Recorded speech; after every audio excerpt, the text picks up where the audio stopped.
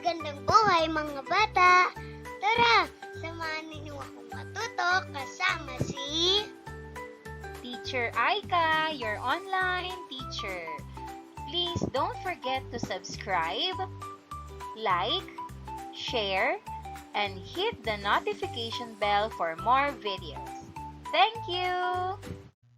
Revised K-12 Curriculum. Araling Panlipunan, Grade 5, Quarter 1, Lesson 6. Ang ating paksa ngayong araw ay tungkol sa pangkapaligiran at kalidad ng pamumuhay ng tao, mga sinaunang lipunang Pilipino, Organisasyong Panlipunan at Pampulitika, Luzon, Visayas at Mindanao. Muli, ako si Teacher Aika, ang inyong online teacher. Simulan na natin. Mga kasanayan. Una, nasusuri ang mga sinaunang bayang Pilipino batay sa Organisasyong Panlipunan at Pampulitika. Pangalawa, naiisa-isa ang mga uri o antas ng mga sinaunang Pilipino. Pangatlo, naipaliliwanag ang ugnayan ng mga tao sa iba't ibang uri o antas ng mga sinaunang Pilipino. Pang-apat, napaghahambing ang mga uri o antas ng mga sinaunang Pilipino. Mga nilalaman. Pangkapaligiran at kalidad ng pamumuhay ng tao, mga sinaunang lipunang Pilipino. Organisasyong Panlipunan at Pampulitika, Luzon, Visayas at Mindanao. Unang araw. Magkaroon muna tayo ng maikling balik-aral. Gawain bilang isa. Ako ay may globo. Panuto, sa sagutang papel ay tukuyin kung ano ang mga linya na nasa globo. Tingnang mabuti ang larawan at mga guhit nito. Sagutan natin. Number 1, latitude. Number 2, Ecuador. Number 3, longitude. At number 4, prime meridian. Ulitin natin. Latitude, Ecuador, longitude, at prime meridian. Mga kaugnay na katanungan. Number 1, bakit mahalaga na malaman natin ang kahulugan ng bawat linya sa ating globo? Ang sagot, mahalagang malaman ang kahulugan ng bawat linya sa globo tulad ng latitude, longitude, Ecuador at prime meridian dahil ito ang ginagamit para malaman ang eksaktong lokasyon ng isang lugar sa mundo. Kapag alam natin kung nasaan ang isang bansa o lugar, mas madali tayong makakagawa ng mapa, makakapaglakbay ng maayos at makakaintindi ng panahon o klima sa bawat bahagi ng mundo. Halimbawa, ang mga lugar malapit sa Ecuador ay karaniwang mainit. Number 2, kung wala ang mga linya na ito sa ating globo, ano ang maaaring mangyari? Sagot, kung wala ang mga linya na latitude at longitude sa globo, magiging mahirap tukuyin ang tiyak na kinaroroonan ng mga bansa o lugar. Magiging magulo ang paggawa ng mapa at hindi natin matutukoy kung nasaang bahagi ng mundo tayo o ibang bansa. Magiging problema rin ito sa mga piloto, marinero at maging sa mga siyentipikong nag-aaral ng mundo at panahon dahil hindi nila magagamit ang tamang datos para sa kanilang mga trabaho. Gawain bilang 2. Ilaya o ilawod. Panuto, sa sagutang papel ay tukuyin kung ang pangungusap ay mga katangian ng lipunang ilaya o ilawod. Number 1, isang pamayanan na nasa bundok. Ang sagot, Ilaya. Number 2, pamayanan na malapit sa ilog. Ang sagot, Ilawod. Number 3, ang pangunahing hanap buhay sa pamayanan na ito ay ang pagbuo ng mga sasakyang pandagat. Ang sagot, Ilawod. Number 4, isa sa pangunahing hanap buhay sa pamayanang ito ay ang pagtatanim. Ang sagot, Ilaya. Number 5, ang pamayanang ito ay nakikipagkalakalan sa mga lugar na malapit sa kanila. Ang sagot, Ilawod. Number 6, ang pamayanang ito ay sa isang pamayanan lamang nakikipagkalakalan.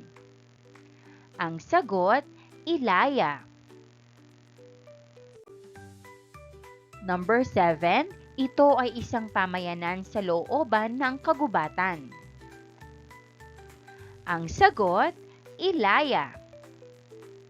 Number 8, pamayanan na umuusbong malapit sa dalampasigan. Ang sagot, Ilawod. Number 9, isa rin sa pangunahing hanap buhay dito ay ang pangingisda. Ang sagot, Ilawod. Number 10, bukod sa pagtatanim, ang pangangaso ay isa rin sa pangunahing hanap buhay dito. Ang sagot, Ilaya.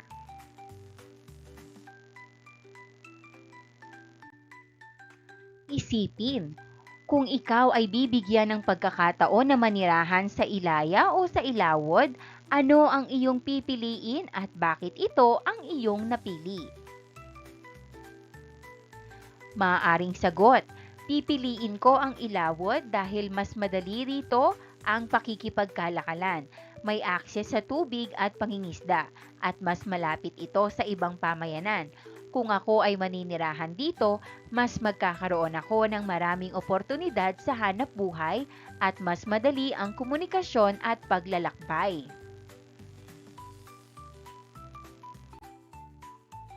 Gawain bilang 3.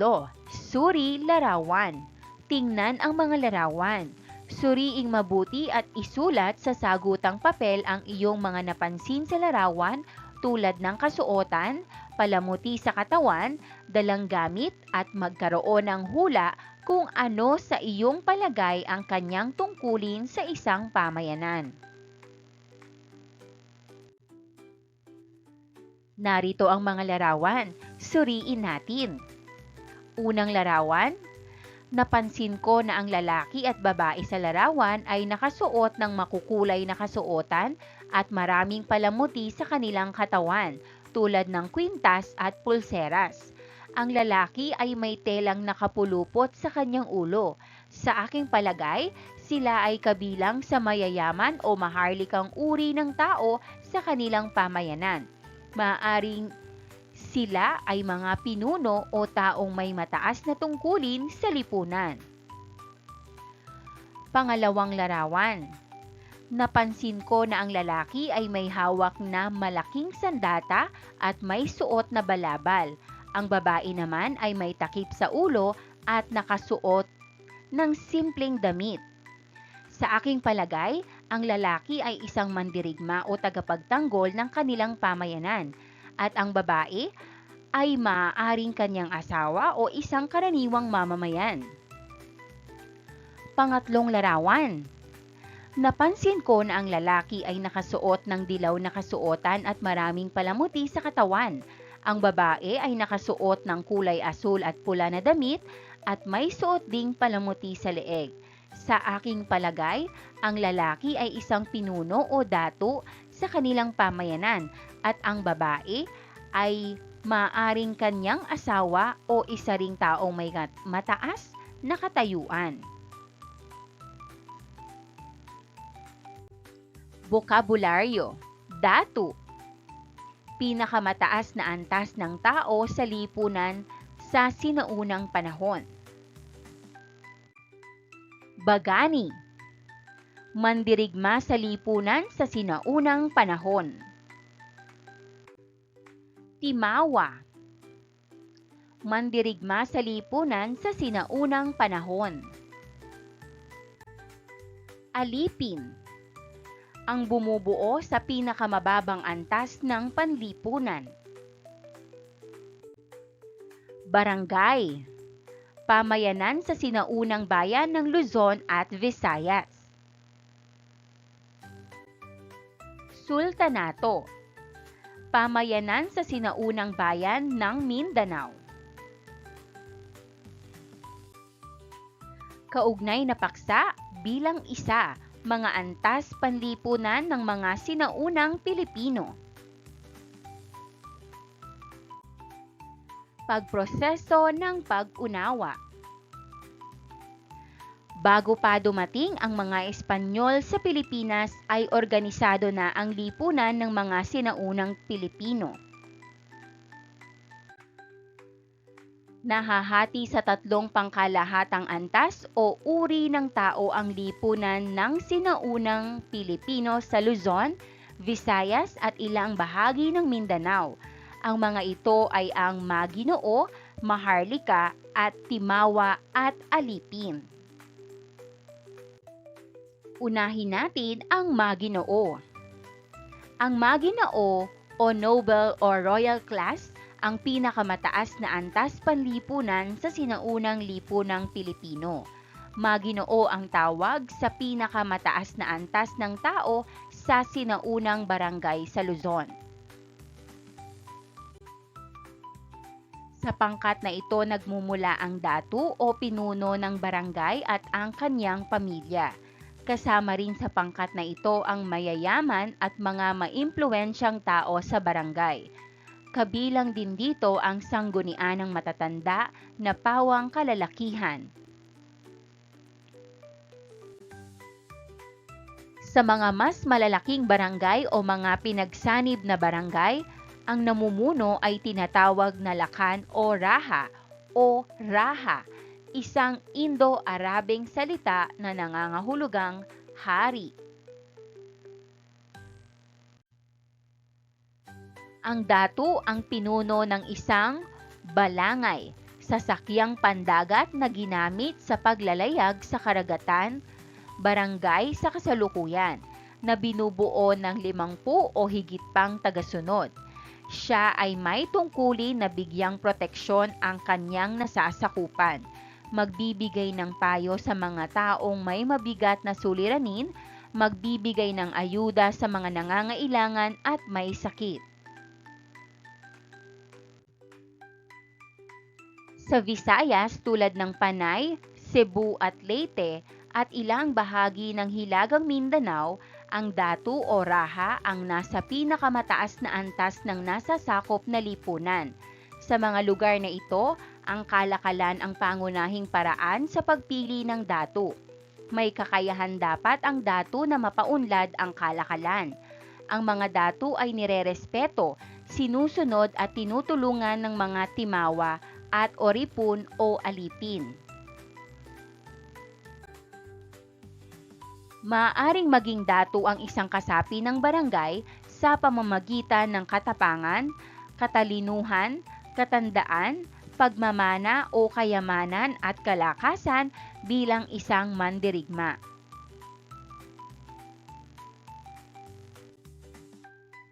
Nasusukat ang yaman ng isang datu sa dami ng kanyang alipin, dami ng kanyang pagmamay-aring ginto at ng kanyang pamilya, at lawak ng kanyang pagmamay-aring lupain.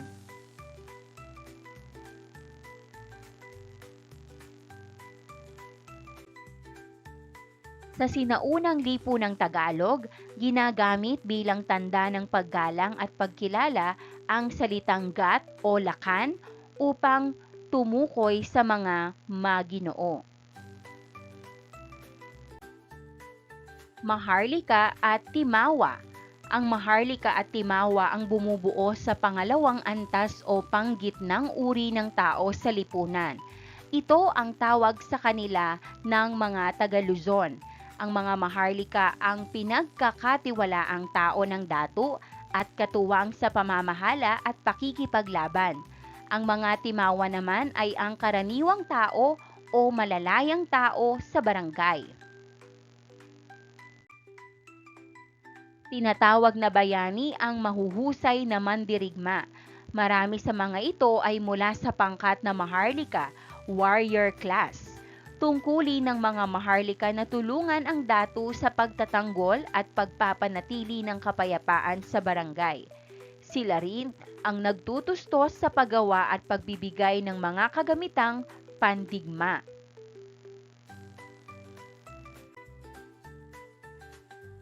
Wala silang pananagutang magbayad ng buwis sa datu. Ang mga mandirigmang Bisaya ay nakikilala sa kanilang mga tato sa katawan na ipapakita sa dami ng tato sa kanilang katawan ang bilang ng mga napaslang nilang kaaway. Ang pinakamatapang na mandirigmang Tagalog naman ay nakikilala sa suot niyang pulang putong o maliit na piraso ng tela sa kanyang ulo. Ang timawa o freeman class ang nakararaming miyembro ng mga barangay.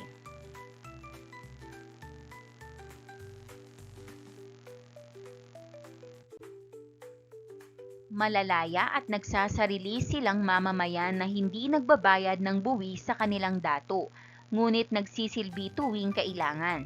Kapalit ng pribilehiyong tinatamasa, nag-aalay sila sa datu ng mga serbisyo gaya ng pagtatayo ng bahay, paggaod ng bangka, at pakikidigma. Bilang kapalit, nakatatanggap din sila ng proteksyon laban sa mga kaaway at ng tulong gaya ng pagkakataong lumahok sa kalakalan, manghiram o magpautang ng pera, mamili ng alipin, at gumamit ng lupa na nasasakop ng kanilang barangay. Sinasabing nagmula ang nasabing mga timawa sa mga anak ng datu at ng kanyang mga timawang asawa at alipin. Ang iba naman ay mga dating alipin na pinalaya sa pamamagitan ng paninilbihan o pagbabayad ng ginto sa kanilang amo. Ang timawa sa Visayas at ilang bahagi ng Hilagang Mindanao ay katumbas din ng paglalarawan sa pangkat ng mga timawa sa Luzon. Gayunpaman, hindi gaanong malayo ang kalagayan ng antas ng timawa sa datu sa bahaging ito ng bansa. Dagdag pa, sa iba pang bahagi ng Mindanao, tinatawag na dumatu at endatuan ang mga taong kabilang sa pangkat na ito. Alipin. Ang alipin ang pinakamababang uri ng tao sa lipunan. Alipin sa mga Tagalog o sa Luzon at oripun sa Visayas at sa bahagi ng Mindanao, ulipun. Dagdag pa, ipinanganak ng mga magulang na alipin, ipinambayad utang, nabili o ipinagbili, naparusahan, walang mana, nabihag ng mga mangangalakal. Sa mga Tagalog, ang taong tumubos sa pagkakautang o krimen ng isang alipin ay maaaring maging Panginoon ng aliping to. Tungkulin ng datu na gawing alipin niya ang mga batang naulila at walang kumukupkop na kamag-anak. Mayroon tayong dalawang uri ng alipin. Una, aliping namamahay. Ang uri ng alipin na ito ay nakatira sa sarili nilang bahay. Sila ay nagbibigay ng taunang tributo, nakatumbas ng 2 salop ng palay, lahat ng buto ng kanilang tanim at malaking tapayan ng alak. Ang alipin na ito ay tumutulong sa paghahanda ng mga kakailanganin sa paglalakbay ng datu, maging sa pagdaraos ng mga pagtitipon. Sila ay may karapatan din na magkaroon ng ari-arian. Aliping sa gigilid. Ang uri ng aliping ito ay naninirahan sa mga dato. Maaari lamang silang bumukod kapag sila ay nakapag-asawa at maninilbihan ng parang aliping na mamahay. Nagsisilbi araw at gabi sa mga dato at hindi maaaring magkaroon ng sariling ari-arian. Mayroon namang 3 uri ng aliping sa gigilid sa Kabisayaan. Una, ayue. Ito ang pinakamababang pangkat ng oripun. Sila ay naninilbihan kailanman na isin ng dato. Pangalawa, tumarampok. Uri ng oripun na naninilbihan ng isang araw sa isang linggo sa dato. Sila ay maaaring magbayad ng palay kapalit ng kanyang paninilbihan.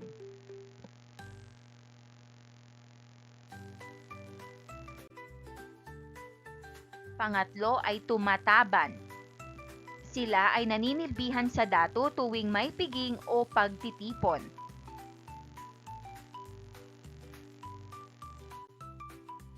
Ikalawang araw.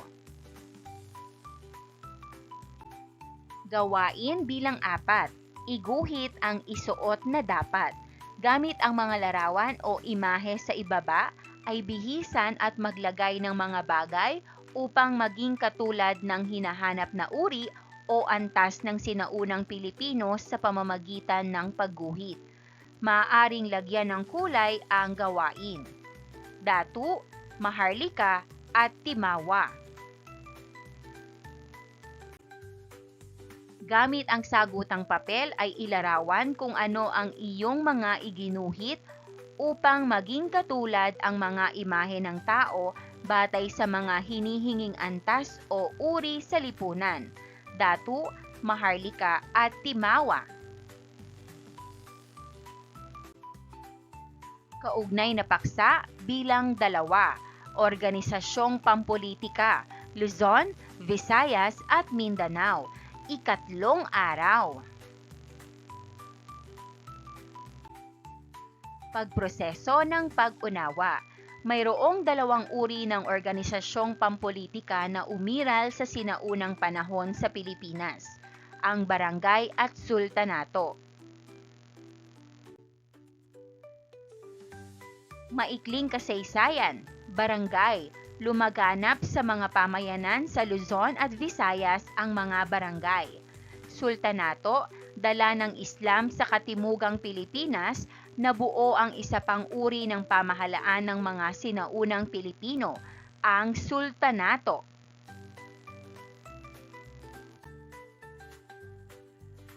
Barangay. Ito ay halaw sa salitang balangay na tumutukoy sa sasakyang pandagat na ginagamit noon ng mga sinaunang Pilipino. Sultanato. Sultanato ang tawag sa sistemang politikal at lipunan ng mga sinaunang Pilipino sa bahagi ng Mindanao. Barangay. Ang barangay ay isang unit pampulitikang panlipunan at pangkabuhayan noong sinaunang panahon sa Pilipinas. Sultanato, ito ang sistema ng pamamahala na batay sa katuruan ng Islam.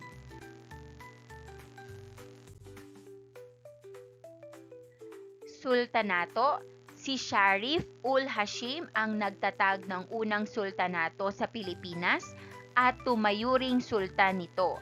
Noong 1478, itinatag naman ni Sharif kabungsuan ang sultanato sa Mindanao.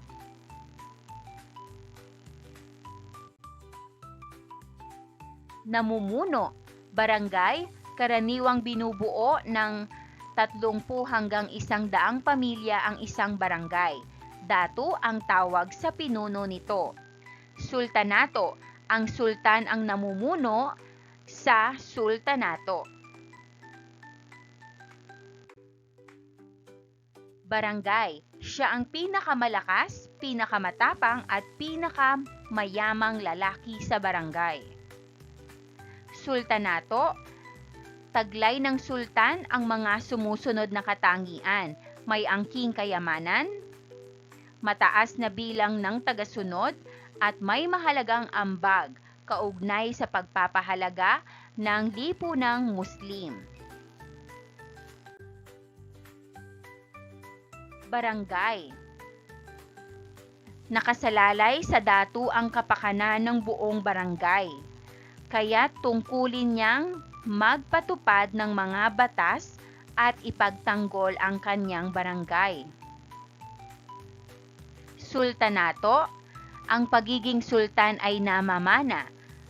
Pinakamahalagang batayan sa pagmana nito ay ang kakayahan ng isang tao na mapatunayan ang kanyang pinamunuan ay galing sa lahi ni Muhammad, ang tagapagtatag ng Islam.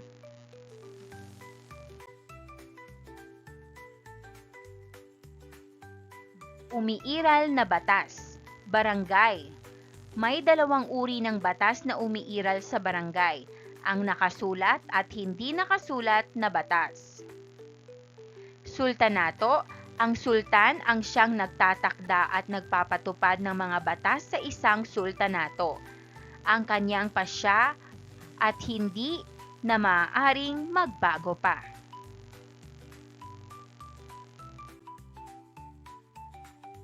Barangay. Ang nakasulat na batas. Ito ang mga pag-uutos na ginawa ng datu kasama ang lupo ng matatanda sa barangay na nagsisilbing kanyang tagapayo. Nakapaloob sa mga nakasulat sa batas o nabatas ang mga usapin tungkol sa diborsyo, krimen, pagmamay-ari at iba pa. Sultanato. Katulong niya sa pagpapatupad ng batas ang Ruma Bichara na nagsisilbing tagapayo na binubuo ng makapangyarihan at mayamang pinuno sa mga pamayanang nasasakupan ng sultanato.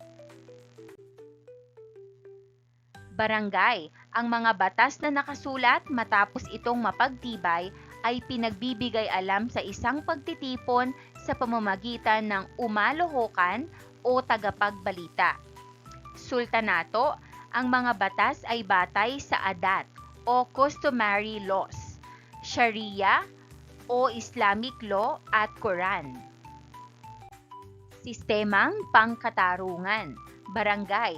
Ang mga datu ang nagbibigay ng hatol sa mga pagkakasala ng mga kasapi sa barangay, dumaraan sa proseso ng pagdinig ng kaso at paglilitis na ginaganap sa harap ng madla.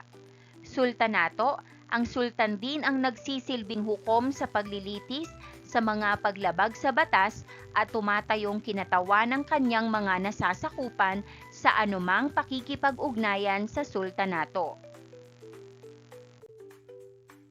Ika-4 na araw.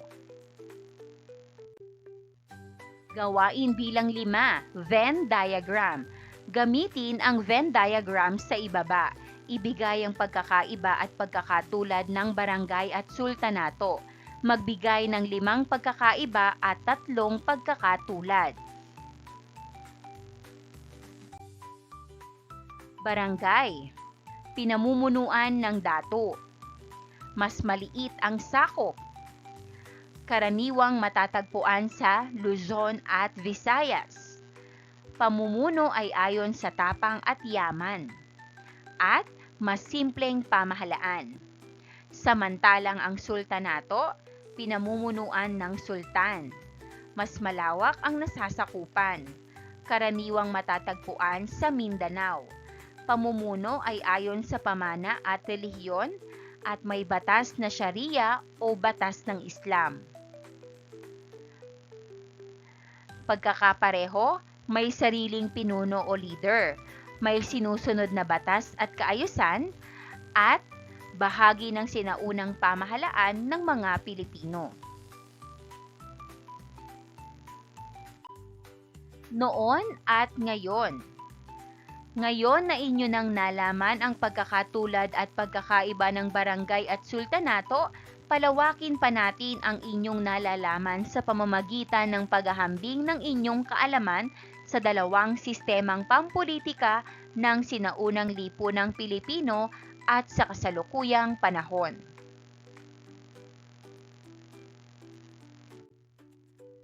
Gamit ang sagutang papel ay kumpletuhin ang mga hinihinging sagot sa loob ng kahon sa pamamagitan ng pagsagot sa mga sumusunod na katanungan.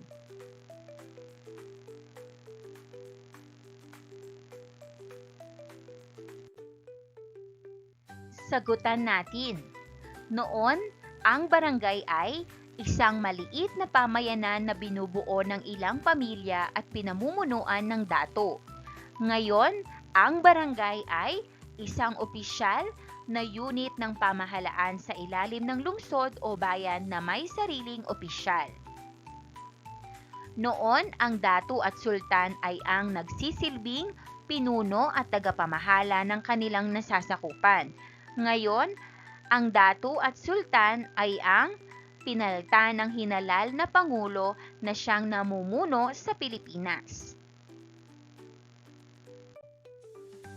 Noon, ang umiiral na batas noon sa barangay at sultanato ay ang mga batas na pasalita o nakabatay sa kaugalian at paniniwala. Ngayon, ang saligang batas ng Pilipinas ay ang nagsisilbi ngayon na pinakabatayan ng lahat ng batas sa bansa. Noon ang nagbibigay ng hatol sa mga may sala ay ang datu o sultan kasama ang mga matanda sa pamayanan. Ngayon, ang hukom ng Pilipinas ang nagsisilbing ngayon bilang tagapaghusga sa mga kaso ayon sa batas. Paglalapat at pag-uugnay, kaugnay na katanungan. Sa isang sagutang papel ay sagutin ang katanungan. Mula sa iyong katatapos na gawain ay suriin ano-ano ang pagkakatulad ng sistemang pampulitika noon sa kasalukuyang sistema na mayroon tayo ngayon sa Pilipinas. Sagot, ang sistemang pampulitika noon at ngayon ay may pagkakatulad sa ilang bagay.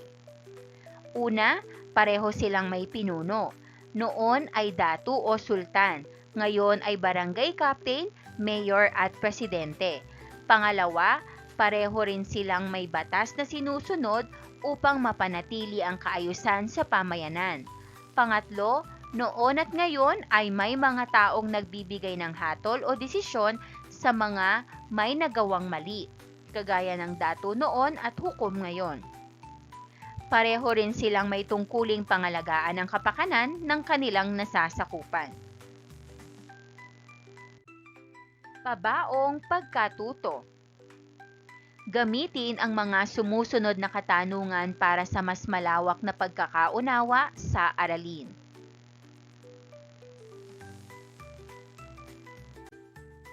Una, ilarawan ng tatlong antas ng tao sa lipunan noon. Sagot, Maginoo, sila ang pinakamataas sa lipunan. Sila ang namumuno, may kapangyarihan at kadalasang mayaman. Pangalawa, Maharlika at Timawa. Sila ang nasa gitna. Sila ay malaya at karaniwang naglilingkod sa dato. Maaaring magsaka, mangisda o maging mandirigma. At pangatlo, Alipin. Sila ang pinakamababa. Sila ay utusan o naglilingkod sa ibang tao. Karamihan sa kanila ay walang sariling lupa o ari-arian. Pangalawa, sa iyong palagay, ay makatarungan ba ang ganitong uri ng antas ng lipunan? Oo o hindi? Ipaliwanag. Halimbawang sagot, hindi ito makatarungan dahil hindi pantay ang pagtingin sa mga tao. Ang maharlika ay may higit na kapangyarihan at karapatan habang ang alipin ay halos walang boses o karapatan. Mas mainam kung lahat ay pantay-pantay at may pagkakataong umunlad. Pangatlo, sa iyong palagay, nararanasan pa rin ba hanggang sa kasalukuyang panahon ang antas ng lipunan na mayroon ang bansa noon? Oo o hindi? Ipaliwanag. Halimbawang sagot, oo dahil hanggang ngayon ay may mayayaman, nasa gitna at mahihirap pa rin sa ating lipunan. Bagamat may kapangyarihan na ang lahat, mas malaki pa rin ang kapangyarihan at oportunidad ng mayayaman kumpara sa mahihirap.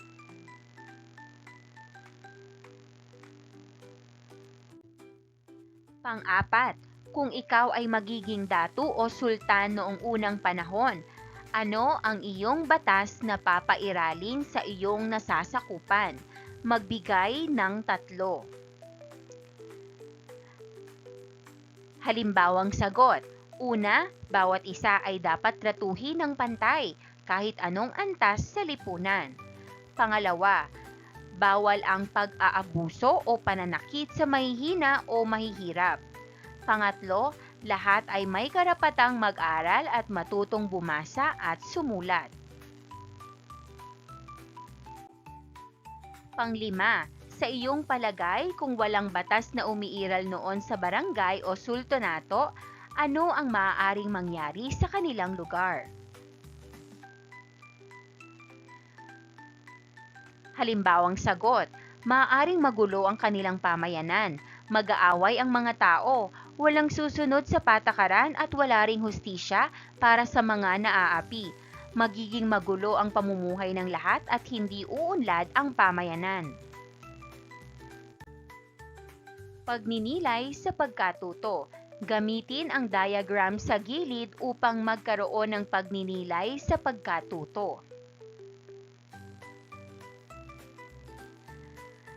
Sagutan natin, Maginoo, Maharlika at Timawa, at Alipin.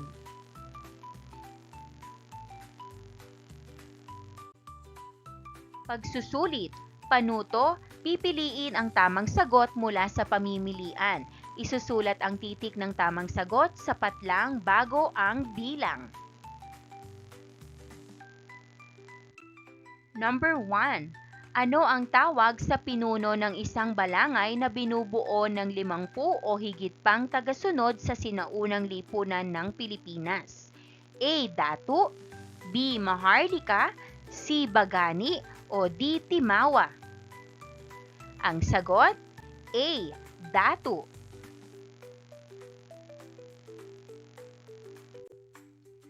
Number 2. Sa lipunang Bisaya, sino ang nasa pinakamataas na antas ng nasasakop na lipunan?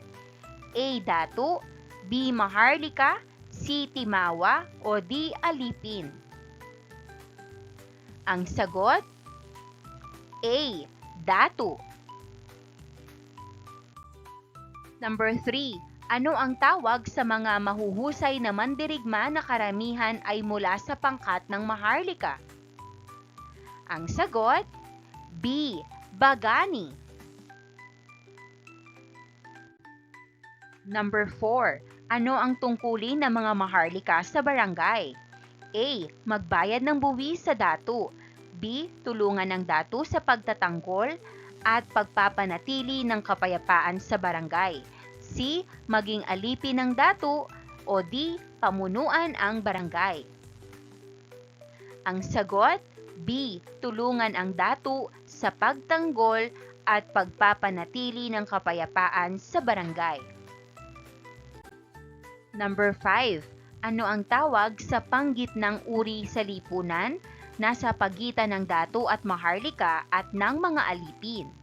A. Datu, B. Maharlika, C. Timawa, o D. Alipin? Ang sagot, C. Timawa. Number 6. Ano ang naging kapalit ng pribilehiyong hindi magbayad ng buwis sa datu para sa mga Timawa? A. Pagsilbihan ng datu sa pagtatayo ng bahay. B. Proteksyon laban sa mga kaaway. C. Paggamit ng lupa na nasasakop ng barangay. O D. Lahat ng nabanggit? Ang sagot, D. Lahat ng nabanggit. Number 7. Ano ang tawag sa pinakamababang antas panlipunan noong sinaunang panahon? A. Datu, B. Maharlika, C. Timawa, o D. Alipin? Ang sagot, D. Alipin.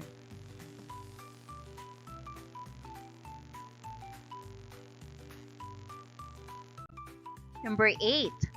Ano ang maaaring maging kaparusahan sa krimen o kawalan ng bayad sa nagawang krimen? A. Pagiging Maharlika, B. Pagiging datu, C. C. Pagiging timawa o D. Pagiging alipin? Ang sagot, D. Pagiging alipin.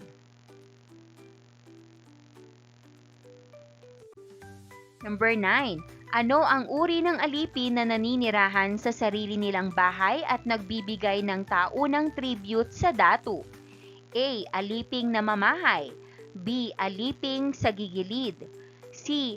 Ayua o D. Tumarampok? Ang sagot, A.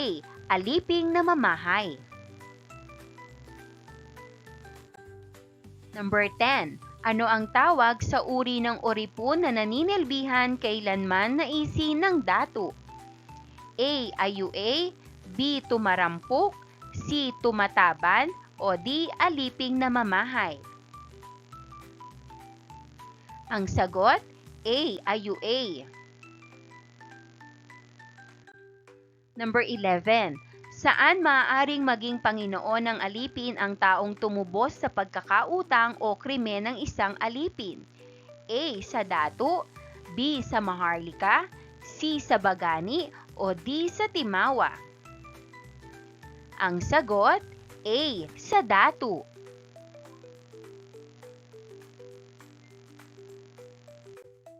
Number 12. Ano ang tawag sa uri ng oripon na naninilbihan sa datu tuwing may piging o pagtitipon?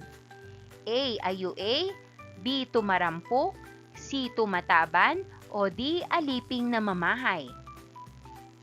Ang sagot, C. Tumataban.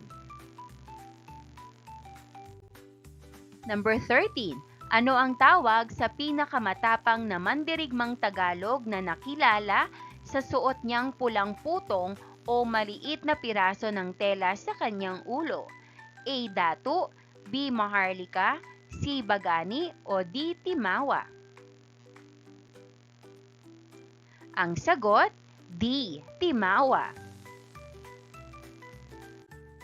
Number 14. Ano ang ginagamit na tanda ng paggalang at pagkilala sa sinaunang lipunang Tagalog para sa mga maginoo? A. Gat-olakan, B. Datu, C. Maharlika, o D. Bagani? Ang sagot, A. Gat-olakan. Number 15. Ano ang pangalawang pinakamataas na antas ng nasasakop na lipunan sa lipunang Bisaya? A. Datu, B. Maharlika, C. Bagani, o D. Timawa? Ang sagot, B. Maharlika.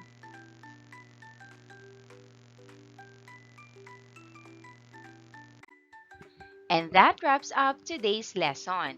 If you enjoyed this video and want to see more content like this, don't forget to hit the subscribe button and ring the bell so you never miss an update. Thanks for tuning in.